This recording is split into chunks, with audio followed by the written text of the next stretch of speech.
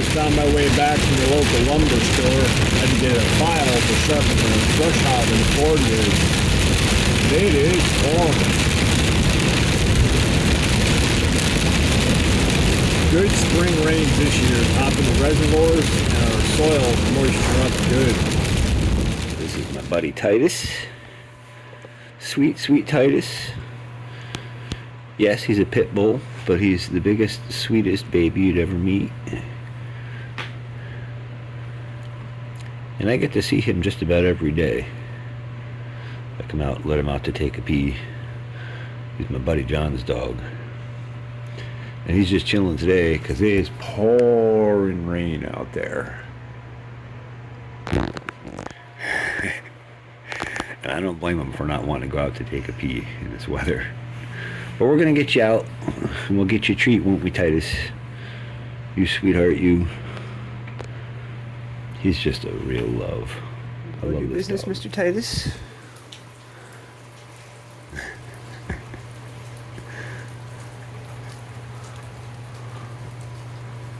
You go do business? Go take a pee, and we'll get you a treat? I'll dry you off. I got your towel. I'll dry you off good when you come back in. Huh? You want to go do business? Come on. Then we can close the door back up. You can go back to cozy nappins. Cozy nappins. What do you think? Go do business?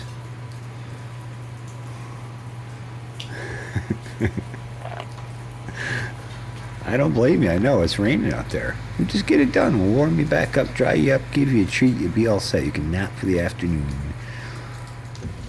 Well, it's Friday, May 9th, and it's rained most of the week, and we had heavy rain today. Got a couple of inches. It's sloppy wet out here. And I spoke with the fire chief this last weekend of Livingston, and he gave me some guidance, so I'm going to go ahead and do a controlled burn on both of these piles. I need to get them out of the way so I can get on with the farming season. The Ford 9N is all fixed up and ready to be transported. That should be brought up here in the next couple of days. And I need to get mowing and planting with potatoes as soon as I can. And I got quite a large fence area to build as well. So I need to get these piles out of the way so I could do that. I thought about starting some of the trenching for the fencing stuff up here around the existing pile, but I just know that's going to complicate trying to work around it and burn between it and all. So we're just going to get it burned off, get them out of the way, and then we can get on with it. And holy cow, is that going to be one heck of a fire. That's a big pile of brush, and there's a lot of cedar on there. She's going to burn hot, but it should be okay because everything is soaking wet. Alright, so I gotta stage this, and I forgot to grab my headlight, so I gotta run back and grab that, and I gotta switch electric fence battery out for the bees, so I gotta take care of that. There you go. Then we'll get a real good example of just how much rain we got. We're flooded almost up to the base of the beehive foundations. That's a lot of water. But like I was talking about last year, and one of the episodes there was talking about the hydrology here and how all the water drains down to this midpoint and how this might make a good pond area. So given that we're fencing off from a little bit behind where we're at right now and south of that, and we're not necessarily putting fencing up here, we may end up putting a pond in here yet. I have some design ideas on how to make that even better, but we'll get into that in another video. I just wanted to share how flooded things are and how wet it really is. And so it begins. Still raining pretty well, so that's nice. That pile's gonna burn hot. But that's a start. You'd be surprised how many times I had to retry with how wet this stuff is. And I'm using some diesel to help get it going. But man, you get that cedar going, that makes some heat. That last spot, after about 15 tries, would not light for nothing. So I found another spot here where I knew there was more dry packed brush in the core, packed tight enough that you could get it going. And it seems like we got like a nuclear flame going here. I've been hitting it with a little burst of diesel every so often to keep it going for now. But it seems like it's starting to build heat, so hopefully that'll get us rolling. Been about an hour and a half or so. Another hour and a half later. If you've watched my channel for a while, you know I know how to get a fire going. It's just super, super sloppy wet out here. And that's why I chose to burn now, because there's no way you're going to catch anything else on fire. Knock on wood or ashes. But it is burning, so that's good. I gave it one pack with the tractor before, and I've given it a couple more shots of kerosene, but now we're starting to get some heat. I can feel heat radiating from it now, so that's a good sign. It's starting to dry out and warm up all the thermal mass of that fuel, and eventually this should get up into a good burn. I'll probably give another pack or two with the tractor in a bit. Just repacked it again with the tractor about 5 minutes ago. Now it's starting to finally catch. We're talking, it's like 10:30 or 11. I started at like 7. So we're talking 3.5 hours, 4 hours. And finally about a half an hour later now. And the coals underneath the pile worked their way up through, created a chimney. And now we got that hot spot more into the pile. So that's good. That'll help get our core burning better. Boy, it's awful slow light up tonight. It's going to be probably a week to burn all this. Well, it is slowly cooking along. It's just about midnight. I've had a long day. It's still currently raining. Everything is sloppy, soaking wet. We got probably 2.5, 3 inches of rain total today. And we've had rain all week, so this should be fine. Green grass and green leaves are on everywhere. Flowers are open. And this is probably going to take, I'm going to guess, around a week, really, to burn this all down. So I'm going to have to keep an eye on it and tend it on and off as time goes on. But it should be okay, and I need to go get some food and some rest. All right.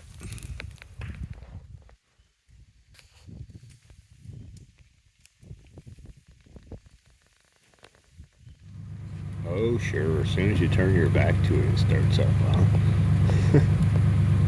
Another wet spot. Well, the next day, I did what I thought. Burned a section and then went out.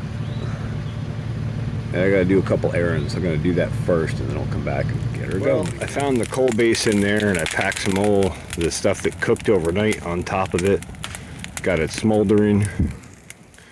Took the leaf blower, gave those coals a little puff of fresh air to get them heated up. And once we got a little bit of flame showing, I hit it with some diesel fuel. That got her back lit. Let's see if we can keep it lit. Now that we got the fire lit, just check in on the bees quick. I see foragers coming in and out of all the hives. The southernmost hive closest to us seems to be the most activity at the moment. And I'm going to bring some feed back to these guys this evening. I figure we got good flying weather and foraging weather right now. Should be okay. But I'll bet those feeders are close to empty after the rain overnight and all day yesterday. So heavy. I did take a look at the hive yesterday. Nobody was out as expected in the pouring. So I pointed out the flood zone here.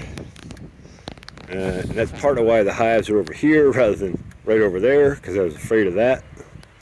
And also I drilled an extra hole here when I was messing around with the new post hole digger setup, just to see. This hole is 24 inches deep, I think. And we got water up to about 6 inches from the top. So that was what I was curious, how much water sits in this aquifer when we get a rain event like that. And again, that tells me we could have a heck of a pond in here. So we may not fence this. We may end up putting a pond in here somehow. And I got to look at this in AutoCAD and topographically and figure out what we could feasibly do and how much fill we'd get out of it and where to put that. But very doable pond structure here that would really charge our water aquifer as we go south here where this fenced area is going to be. That flag there on the stop, and there's one down on the other end with a stop, but it fell over. And there's one over here that fell over also. You can see the flag on the ground probably there. Somewhere in there. right in there, will be the fenced area. So if this were a pond all above us, that would keep this aquifer charged continually, and then we wouldn't need irrigation at all. And you know, we don't with our regenerative practices, but sometimes it's nice to have a little supplemental water, and that'll give us a reservoir to pull from as well. So there's that. I don't know if you can see all the bees in the air on camera, but they are all over the place, coming in and out, doing foraging flights on the backside of the hives at the moment.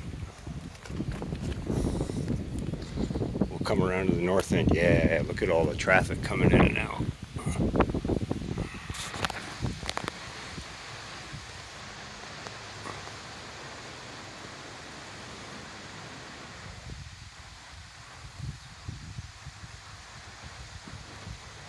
A hustle and a bustle of activity. And I don't really feel like slopping through the mud or getting in front of their flight paths. But I'll bet you anything they're pulling all kinds of pollen as well as nectar. In fact, I can see pollen from here. So that's awesome. They're very happy, healthy. Wow, look how many bees are coming in and out. Those colonies are growing fast. Just look at the activity on this southernmost hive here.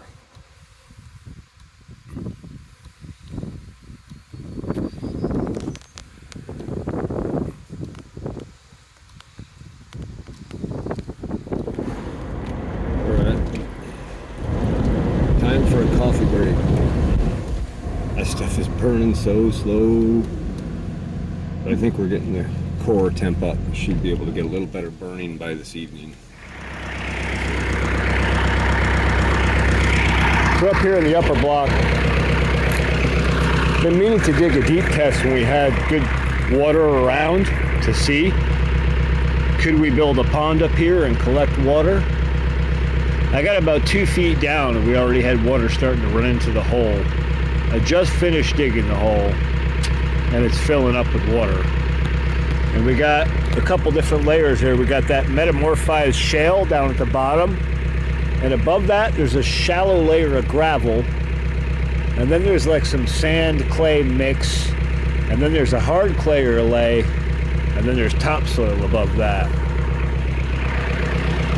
You can see the shale there that came out at the bottom when I was scraping. And that's maybe 4 foot to the bottom. So you probably can't dig much more than 4 foot down, but you could have quite a bit of water storage in a pond in this area. And I'll pull some AutoCAD map stuff up here so you can see the topology of this and where we are. And I'll mark this spot on the map. I'm gonna leave this open for a little while. I wanna see how much water it fills up with, how high it comes up. It'll give me a really good gauge of what sort of a pond we could put up here at the top of the property, where we can then gravity feed down to everything below us. That would be the ideal situation. And then in really dry season, we could probably pump from the lower pond up to this pond to top it up. That can be done by solar power.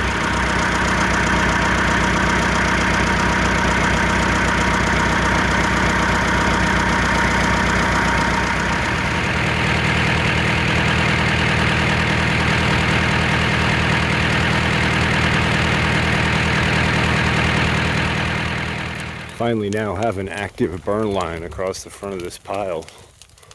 It basically took 24 hours from starting out in that pouring rain last night until now, where we really got it starting to catch and blaze. And as it burns along and bridges out and falls apart, I'll come back and pack it in with the tractor. Just gonna monitor it and keep an eye on it. We had good rains, everything's wet and green and nice. Good burning weather. And we got a beautiful moon rising up over here in the east.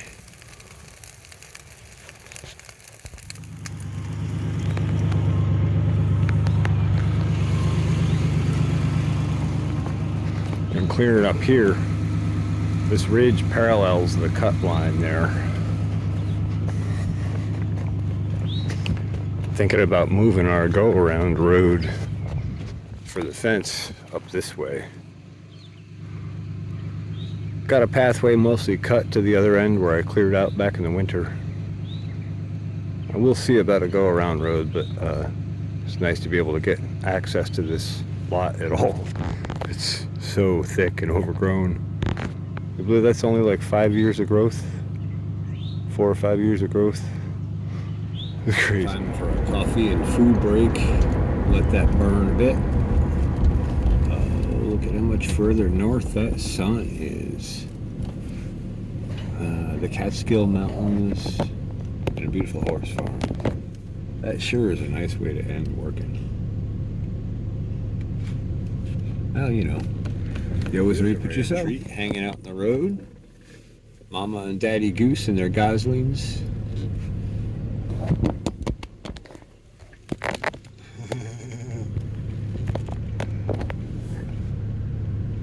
Go ahead, guys.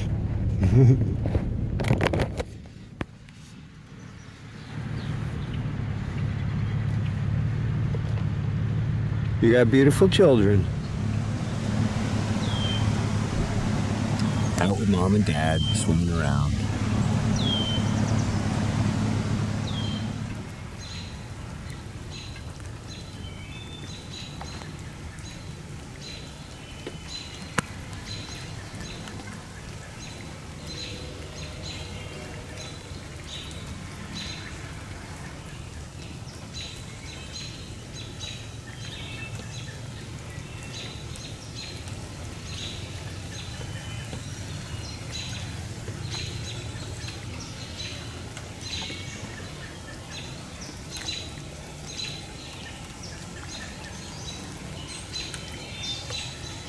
Probably 7:30. Got the fire raging pretty good. And clearing a little bit of a roadway along the top part of the ridge here. Might make that the alternative roadway rather than take up this space down here if we do a pond or something. Anyway, we need to get some space opened on that lot so we can get at it anyway. So I've been doing that and packing those on the pile and getting close to sunset here. Starting to get the evening chill in the air. Honeybees are starting to slow down a little bit. A few returning foragers still. And I brought out another gallon of sugar syrup. We're going to top them up with sugar syrup. Well, back here about 10:30. Packed it in, supercharged it with a leaf blower a few more times. Got a solid hot coal base in the core of that. She's still sluggish though. She's still wet and green. But the peepers are singing. And the moon is shining. And it's a beautiful spring night. Well, it's Sunday afternoon. And I've been trying to maintain this fire that keeps going out.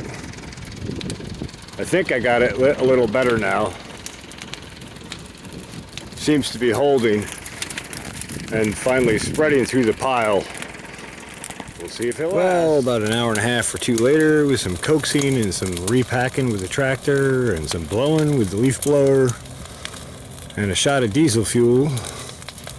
Seems to be burning again. Oh, what a gorgeous sunny day. Happy Mother's Day to all the mothers out there.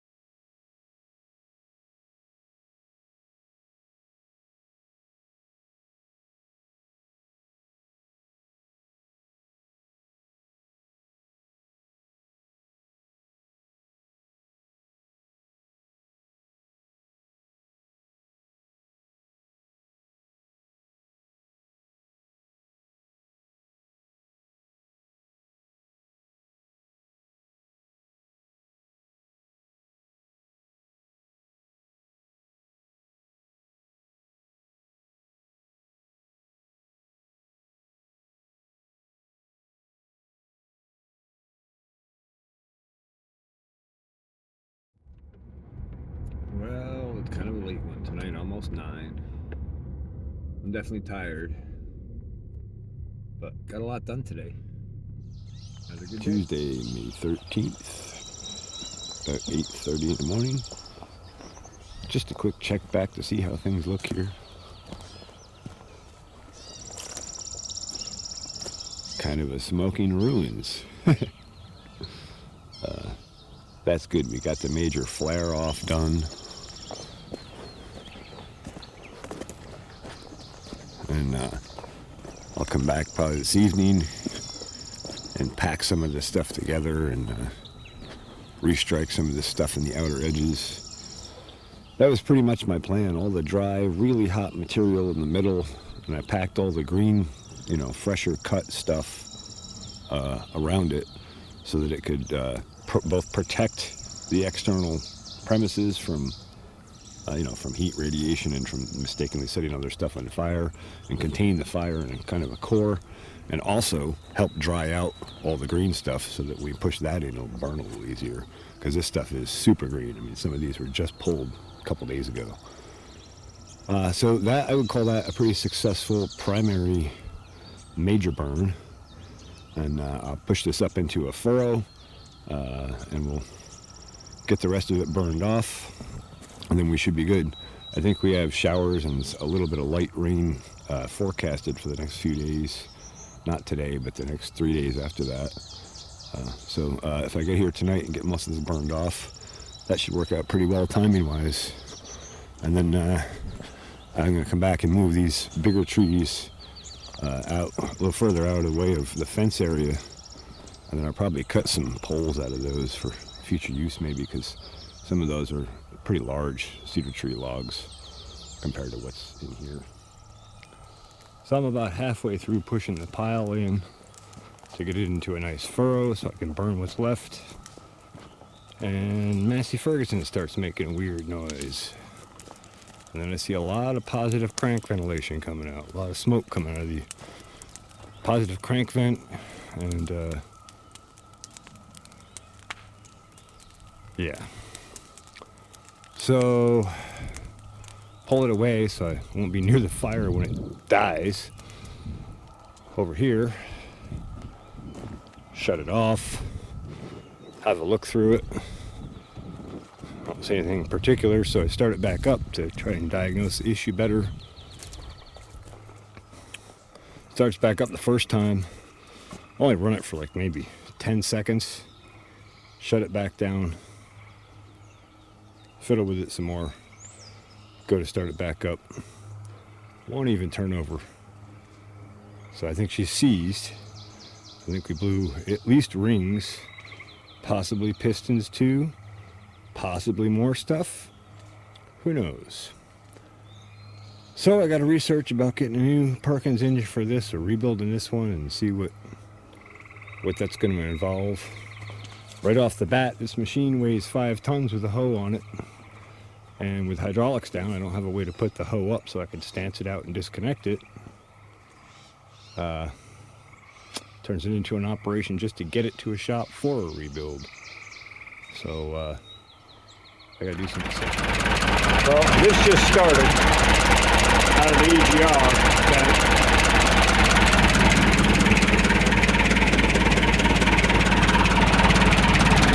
We're getting out of the crank too.